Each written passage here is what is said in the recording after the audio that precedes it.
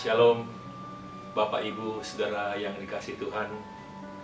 Kita bertemu kembali dalam ibadah lewat YouTube. Kita bersyukur kepada Tuhan, sekalipun hari-hari ini kita tidak bisa bertemu bersama-sama di gereja, tapi kita masih diberikan kesempatan untuk kita beribadah, untuk kita belajar firman Tuhan bersama-sama. Ini semua karena kemurahan dan kasih Tuhan yang tidak pernah habis di dalam kehidupan kita. Sebelum kita mulai renungan firman Tuhan, saya mau berdoa lebih dahulu.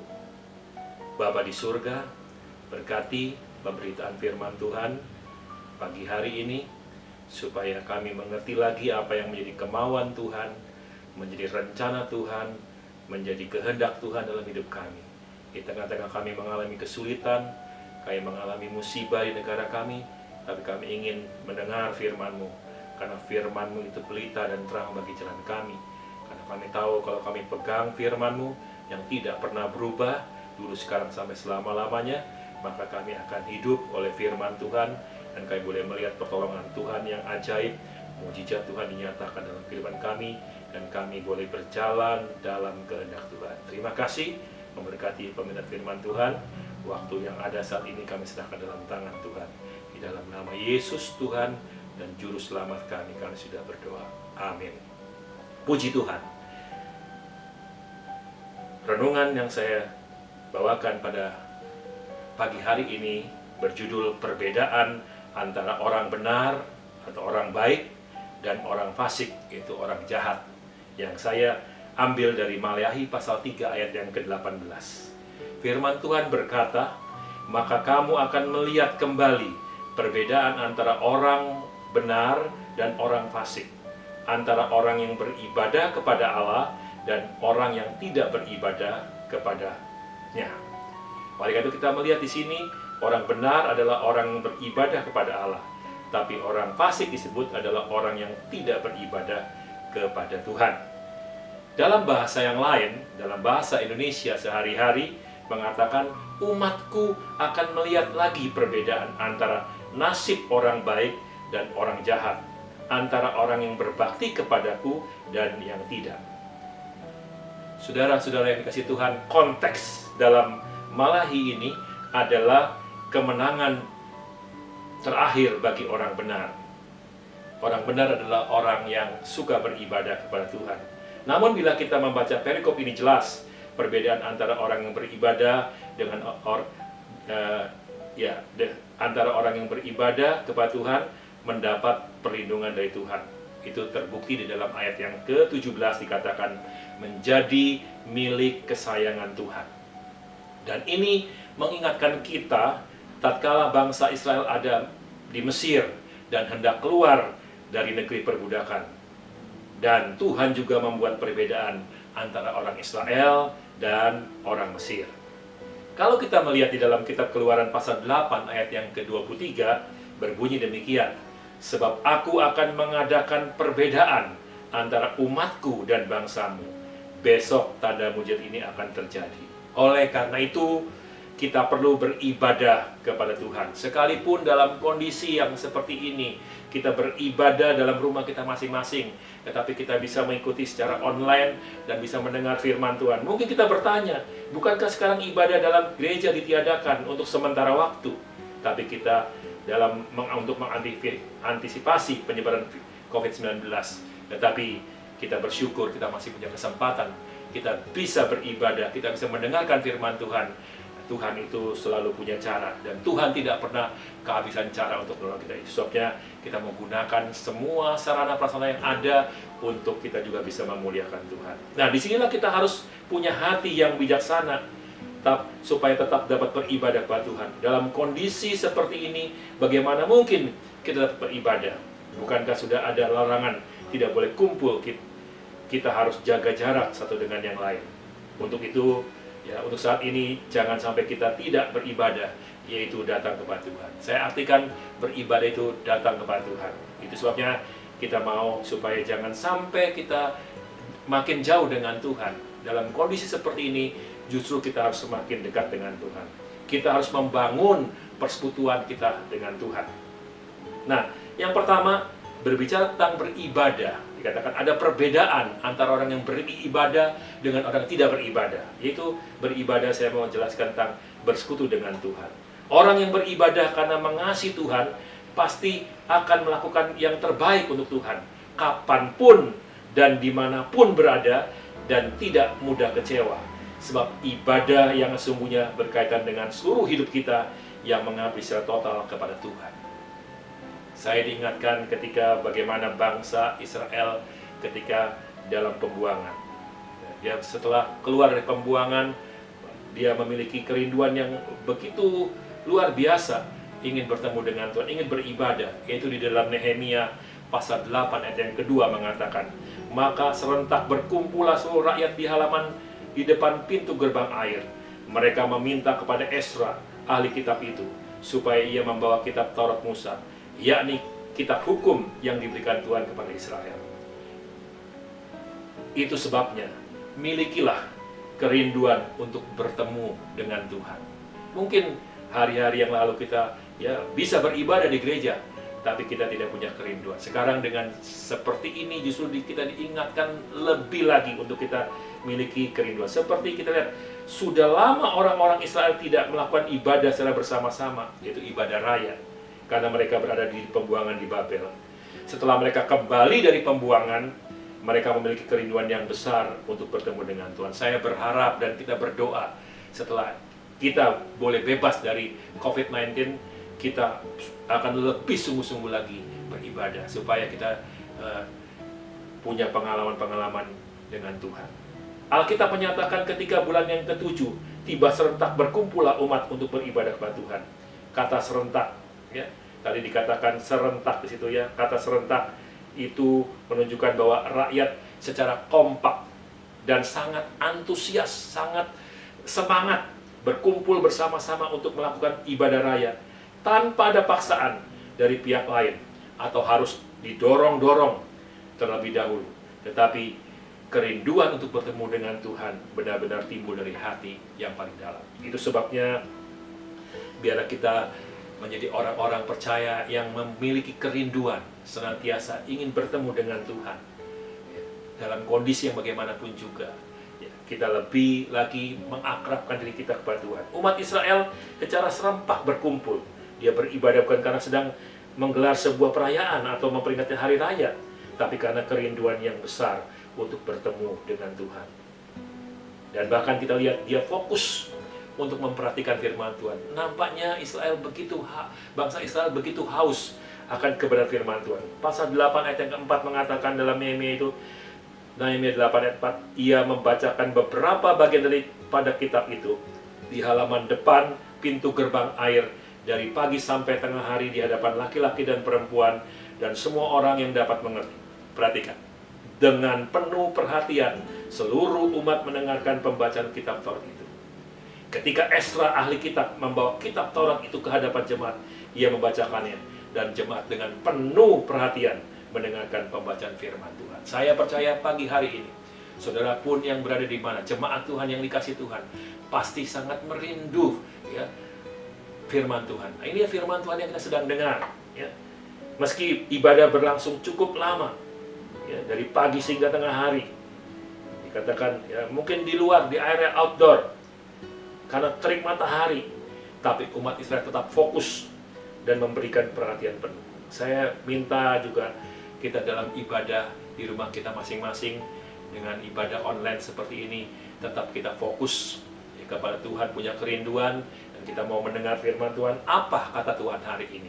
Saudara-saudara yang dikasih Tuhan, Alkitab mencatat di dalam Nehemia pasal 7 ayat 66-67 itu dikatakan di situ ada 42.360 orang. Selain dari budak mereka laki dan perempuan yang berjumlah 7.337 orang. Pada mereka ada 245 penyanyi laki-laki dan perempuan. Banyak sekali untuk kita di dalam situasi yang sulit, pandemi COVID-19. Untuk berkumpul ibadah dalam gereja dalam jumlah banyak.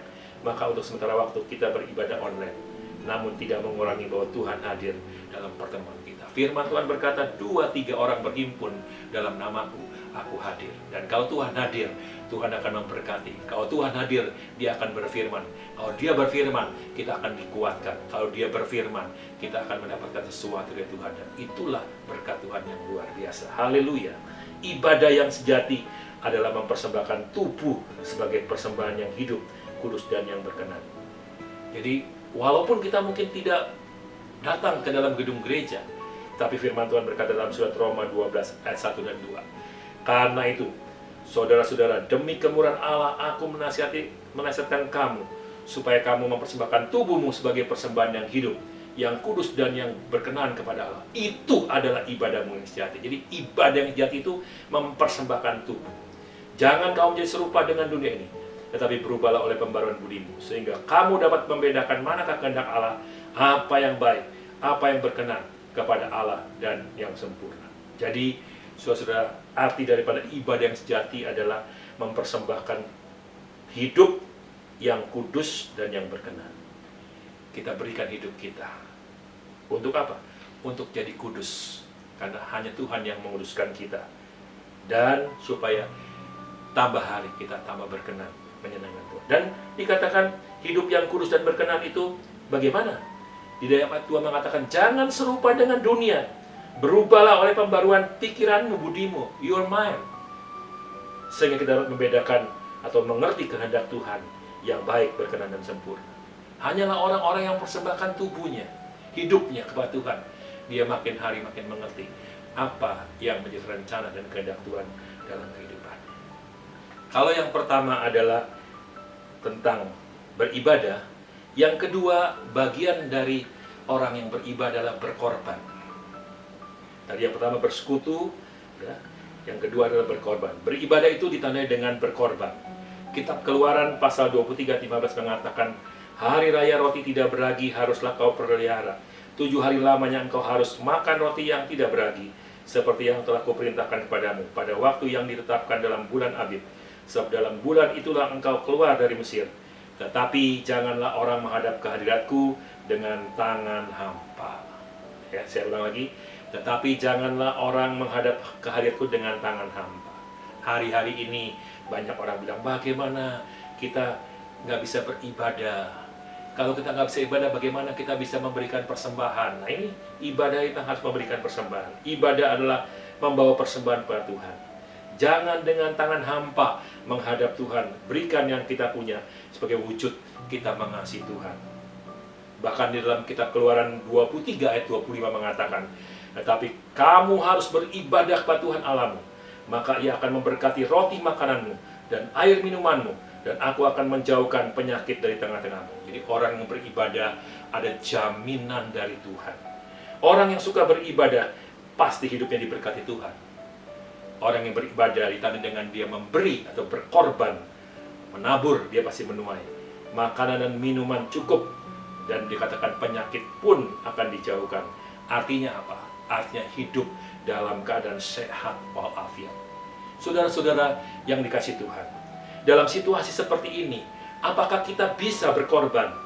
Tentu banyak cara kita dapat berbagi kasih kepada jemaat atau orang-orang yang membutuhkannya akan uluran tangan kasih kita. Ada banyak gereja mengambil bagian dalam aksi sosial, memberi makanan atau sembako kepada orang-orang yang membutuhkan. Anak saya beberapa kali memberi makanan kepada pengemudi ojek online, ojek, ya, ojol, dengan cara memesan makanan lalu diberikan kepada tukang ojeknya. Bahkan ada satu ketika anak saya wawancarai, ya, karena orang ini sudah 3 kali mendapat diberikan makan oleh anak saya, tanya, Bapak sudah berapa dalam hari ini dapat penumpang? Baru 2 orang saja. Beberapa kali anak saya seringkali memberi nasi goreng atau nasi ayam dan lain sebagainya, sebagai ingin juga berbagi, ya, belajar memberi. Ini salah satu dalam ibadah. Mungkin kita bisa lakukan ini. Gereja dapat berperan serta dalam memberikan alat medis seperti disinfektan, masker, APD alat pelindung diri kepada rumah sakit atau yang membutuhkannya. Kawan saya di Jakarta juga melakukan hal seperti itu. Bahkan saya punya juga ada kenal di Surabaya juga gereja mengadakan aksi sosial di buka gereja, memberikan makanan, minuman, bahkan di Jakarta juga demikian. Banyak sudah dilakukan. Saya pun dapat masker dan hand sanitizer. Jumlah tidak terlalu banyak, tapi saya bagikan kepada jemaat yang memerlukan, kepada orang-orang yang membutuhkan, membantu ya, kepada teman-teman guru yang lain dari istri saya yang memerlukan, saya bagikan. Dapat juga memberikan persembahan langsung kepada keluarga yang sedang positif kena COVID-19 bila kita mengenalnya tentu kan. Dan bahkan saya mendengar lagi ada seorang anak Tuhan yang mengatakan, barang siapa ada yang sedang hamba-hamba Tuhan sedang mengalami kekurangan, silakan menghubungi nomor sekian dan sekian dan akan dibantu dan sebagainya.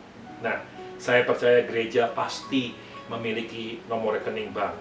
Walaupun kita tidak bisa beribadah di gedung gereja untuk sementara waktu, tetapi kita dapat menyalurkannya persembahan kita dengan mentransfer. Sekarang zaman muda, tiap orang punya e-banking. Sebagai wujud ibadah kita karena mengasihi Tuhan, yakinlah kalau kita menabur, pasti kita akan menuai. Oleh karena itu, ya, Galatia 6:9-10 mengatakan, jangan kita jemu-jemu berbuat baik, karena apabila sudah datang waktunya, kita akan menuai jika kita tidak menjadi lemah. Karena itu, selama masih ada kesempatan bagi kita, marilah kita berbuat baik kepada semua orang, tetapi terutama kepada kawan-kawan kita seiman. Perhatikan, jangan jemu-jemu, nggak boleh bosan berbuat baik. Ini kesempatan ya, untuk kita berbagi. Kita tidak bisa ke gereja, kita juga masih bisa, justru kita diberikan kesempatan sama Tuhan, bisa berbagi kepada orang-orang yang membutuhkan, terutama orang-orang yang sedang membutuhkan hari-hari ini. Pekerja-pekerja yang tidak dapat pekerjaan dengan baik, yang diliburkan dan sebagainya. Dan firman Tuhan mengatakan kita akan menuai. Menuai itu pasti lebih banyak dari apa yang kita tabur. Dan pasti kita menuai sesuai dengan apa yang kita tabur. Masih ada kesempatan bagi kita, ini kesempatan buat kita. Di samping kita juga tahu ya, untuk memberi persembahan kepada gereja. Ya saya katakan tadi, bisa dengan mentransfer. Kalau memang tidak ada, ya tanyakan kepada pengurus gereja. Ya. Saya minta nomor rekening, mungkin mau transfer berapapun. Ya. Tuhan bukan jumlahnya, tapi hati kita. Nah, itu bagian ibadah. Kita nanti akan mengalami ada perbedaan antara orang yang beribadah dengan orang yang tidak beribadah. Jadi beribadah itu bersekutu dengan Tuhan itu harus. Beribadah itu harus berkorban. Jadi ada dua, ini bagian ini. Dan sebagai kesimpulannya pada pagi hari ini saya menyimpulkan, Tuhan pasti memberikan perbedaan antara orang benar dan orang jahat. Antara orang yang beribadah dengan orang yang tidak beribadah. Perbedaan orang benar yang beribadah pada Tuhan pasti berbeda. Dia akan dipelihara Tuhan. Ya, dikatakan dipelihara Tuhan, dilindungi, makanan minuman dicukupi, bahkan sampai penyakit pun dihalaukan. Beribadah kepada Tuhan dengan mempersembahkan tubuh yang hidup, yang kudus. Dan berkat dari korban kita akan menuai kecukupan, minuman, makanan, bahkan pemberian Tuhan tetap sehat itu dijauhkan dari sakit penyakit. Amin. Tuhan memberkati. Shalom.